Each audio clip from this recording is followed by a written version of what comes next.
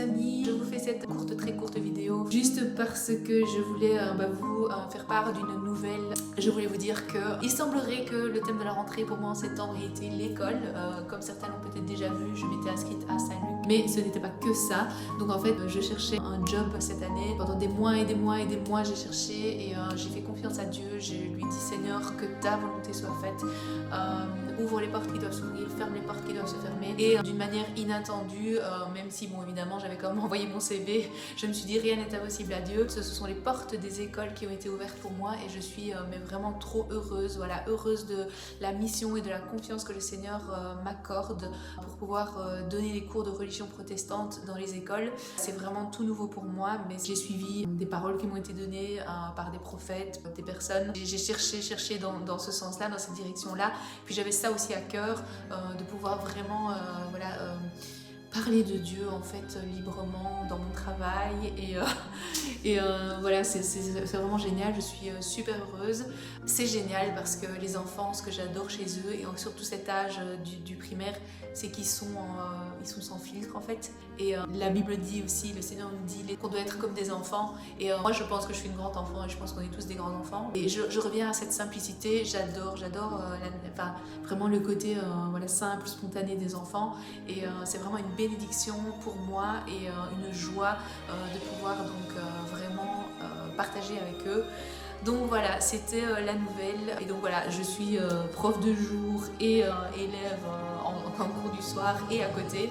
Et à mes temps perdus, entre guillemets, j'ai aussi eu l'occasion d'être assistante production-coordination pour une série belge liégeoise avec un collectif de créateurs liégeois, chrétiens, où j'attends la sortie avec impatience. Il y a déjà un premier épisode qui est sorti, c'est la série Xara. On attend donc le deuxième avec impatience. Je bénis toute l'équipe pour cette entreprise.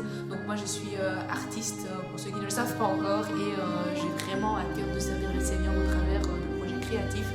Et du coup, voilà, c'était vraiment une super opportunité. Donc ça s'est passé il y a déjà quelques mois. Mais voilà, ceux qui font du montage vidéo savent que le montage vidéo, ça prend vraiment du temps. Et là, ici, c'est même pas que du montage, c'est aller filmer, organiser tout. Donc voilà, on attend que ça sorte avec impatience pour la bénédiction de chacun et pour la gloire de Dieu. Donc voilà. C'est un peu les nouvelles et donc je veux aussi vous souhaiter un joyeux Noël, vraiment un joyeux Noël à tous. J'avais posté il y a quelques jours une petite question que j'ai d'ailleurs demandé aussi à mes élèves. Si je te dis Noël, à quoi penses-tu? Et donc vous avez été plusieurs à participer, je vous remercie pour votre participation parce que voilà, c'est toujours chouette aussi de pouvoir partager avec vous. Il y a quelques jours j'ai reçu comme réponse donc que Noël ça faisait penser à la famille, au partage, et alors aussi donc au sauveur rédempteur, et c'est vraiment ça. Donc Noël, c'est la naissance en fait de Jésus, qui pour les chrétiens est la personne le plus beau des cadeaux, qui est celui qui est venu pour nous sauver, nous délivrer et nous donner la vie. C'est Dieu qui est venu sur terre, qui est venu avec nous.